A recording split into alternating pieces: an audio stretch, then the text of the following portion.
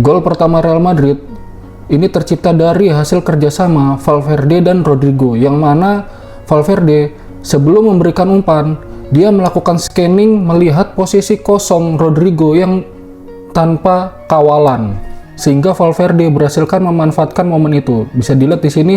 Nah, di sini Valverde menerima bola, tapi sebelum itu melakukan scanning, dan Rodrigo hanya dijaga oleh satu pemain, yaitu dari Galan. Galan hanya menjaga sendiri, dan Valverde berhasil memberikan umpan terobosan yang cantik,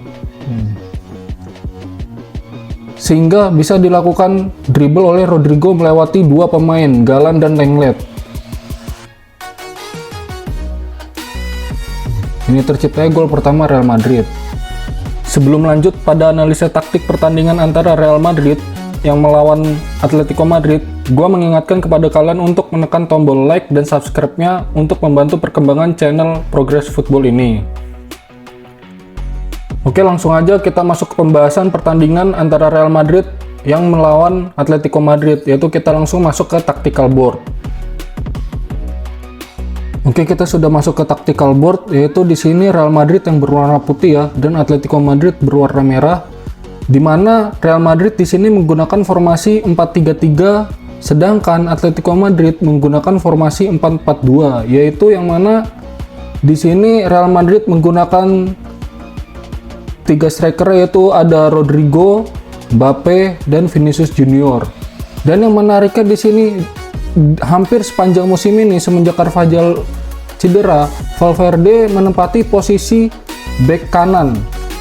Gol pertama Real Madrid ini tercipta dari hasil kerjasama Valverde dan Rodrigo, yang mana Valverde sebelum memberikan umpan, dia melakukan scanning melihat posisi kosong Rodrigo yang tanpa kawalan, sehingga Valverde berhasilkan memanfaatkan momen itu. Bisa dilihat di sini.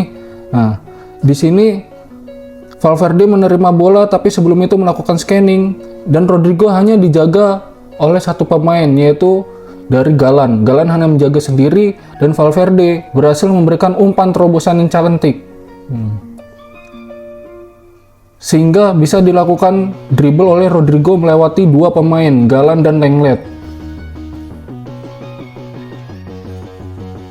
Ini terciptanya gol pertama Real Madrid. Kalau kita lihat dari proses gol pertama Real Madrid memainkan bola di posisi kanannya Atletico Madrid, yang mana di sini Vinicius Junior dan Ferland Mendy ini maju di posisi kanannya Atletico Madrid, yang mana Giuliano terpaksa mundur, Barrios mundur, Alvarez mundur, Griezmann mundur, De Paul mundur, dan yang menariknya Gimenez ini jadi tertarik ke kanan, terfokus kepada Vinicius Junior. Seperti ini prosesnya. Kalau kita dilihat di proses gol pertama Real Madrid, Galan pun ikut tertarik. Di sini Rodrigo memperlebar jarak di posisi kirinya pertahanan Atletico Madrid. Di sini Lino juga mundur tanpa disadari. Vinicius Junior mengoper bola ke Ferland Mendy dan Camavinga. Brahim Diaz yang di sini menarik Lino untuk lebih mundur lagi. Valverde di sini maju. Semua pemainnya maju Real Madrid. Dari Camavinga melihat ada pergerakan Valverde. Camavinga mengoper kepada Valverde. Nah, dari sini Valverde sudah melakukan scanning. Lalu terjadilah Galan telat menutup. Di sini baru mau menutup, Valverde melakukan umpan tusukan kepada Rodrigo seperti ini. Nah, tertinggalnya 1-0 dari Real Madrid, Atletico Madrid menaikkan intensitas permainannya, yaitu dengan cara melakukan penguasaan bola di pertahanan Real Madrid dan mengurung Real Madrid untuk tidak bisa mengembangkan permainannya. Dan alhasil di menit ke-32, Atletico Madrid berhasil menyamakan kedudukan lewat tendangan melengkungnya Julian Alvarez, dan ini menjadi satu-satunya gol indah di pertandingan ini. Di sini bisa kita lihat proses terjadinya gol penyama kedudukannya Atletico Madrid, yaitu Atletico Madrid mulai menyerang dari posisi sisi kanannya Atletico Madrid, dan secara perlahan mereka memainkan bola, penguasaan bola, mengurung pertahanan Real Madrid. Di sini kita lihat. Nah, Dari sisi kanan perlahan mereka mengubah mengubah ritmenya ke posisi kiri pertahanan Real Madrid. Di sini dioper ke Lenglet. Dari Lenglet ini Galan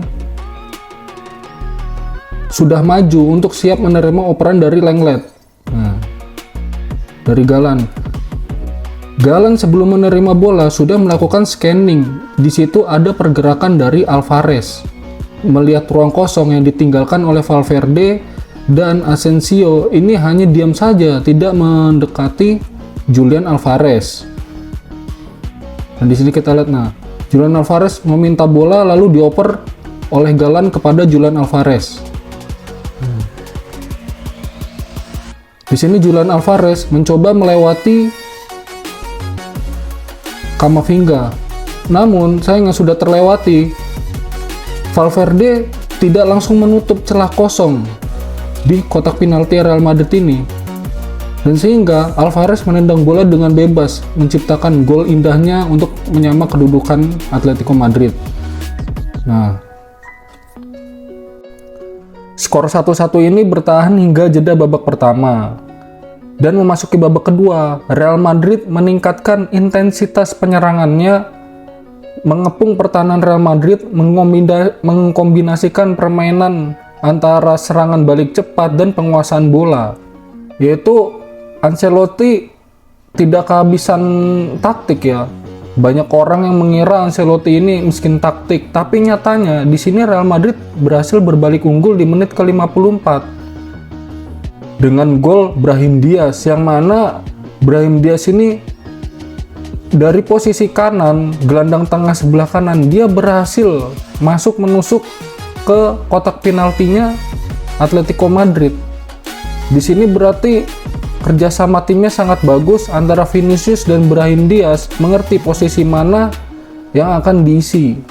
Saat Brahim Diaz maju ke depan ke kotak penaltinya Atletico Madrid, di sini Vinicius Junior lebih tarik mundur ke tengah, sehingga Brahim Diaz ini leluasa mencetak gol, menggocek 1, 2, 3 pemain dan mencetak gol melengkung juga. Ini prosesnya hampir sama seperti golnya Alvarez ya, dari sudut kanannya kiper lalu lengkung, cuman bedanya Brahim Diaz ini lengkung datar, tidak seperti Alvarez lebih jauh lagi. Tapi di gol ini Brahim Diaz menjadi penyelamat, dan setelah mencetak gol, Brahim Diaz itu menyinggung Diego Simeone, yang mana pada sebelum pertandingan itu Simeone menyinggung Brahim Diaz kalau Brahim Diaz itu tidak akan bermain di laga penting seperti ini. Tapi nyatanya Brahim Diaz itu berhasil bermain dengan bagus, menciptakan beberapa peluang,